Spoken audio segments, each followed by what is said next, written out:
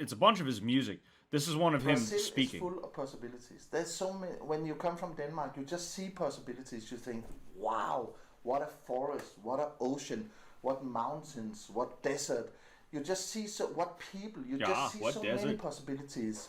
So many possibilities. This is Brazil. You know, it's such a huge country that when you come from Denmark, you cannot even believe it's so big. You really feel like, wow, I landed on another planet. And I mean, my heart belongs to all this country. Brazil is a magical, mystical, and fantastic country. It's crazy, marvelous.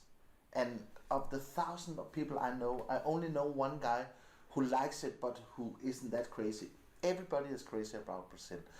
And the first years, I thought it was because of the weather.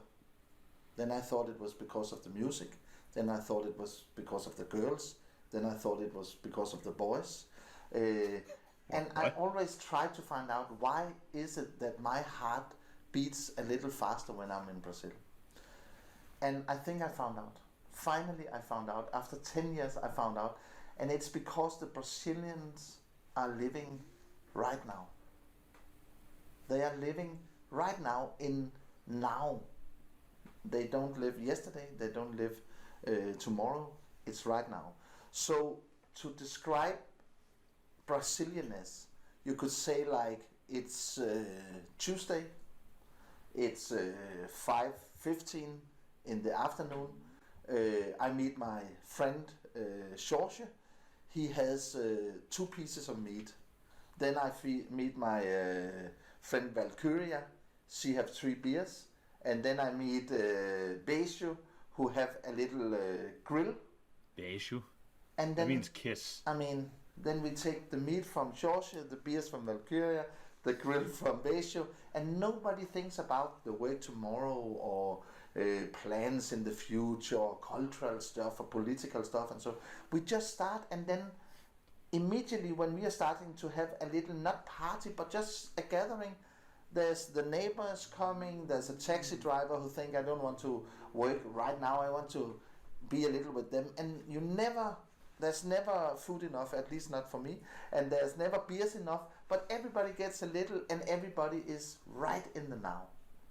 That's Yeah, and that's why people leave Brazil.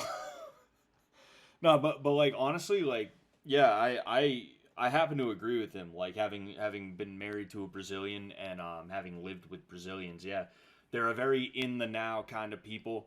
Nothing really stresses them out. Even when they are stressed, they're not like really stressed about it, and that can be a good thing, but it can also be like a really bad thing too. If I'm being honest with you, like I'm the only one in my household who seems to like actually like seriously consider certain things like what if the house gets broken into, what if we burn the place down, etc., etc.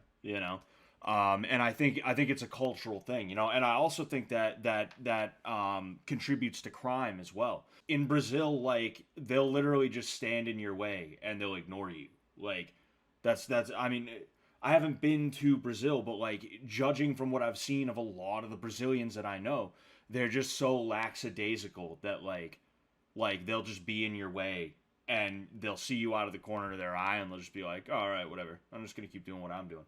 You know, Either that or like you'll bump into them and they won't say anything. There'll be no like excuse me or anything like that. Um, and I genuinely think that what happens a lot of the time is like because they're so lackadaisical, they're like, oh no, it's fine. I'll walk around with my money in my hand like this, and I won't look around every now and again. And if there's a guy wearing a hood with his hands in his pocket and he's walking towards me at a feverish pace, I'm just gonna keep walking towards him. It's all good. And then before they know it, their money is stolen. Or a big thing in Brazil is cell phones. They like to take cell phones.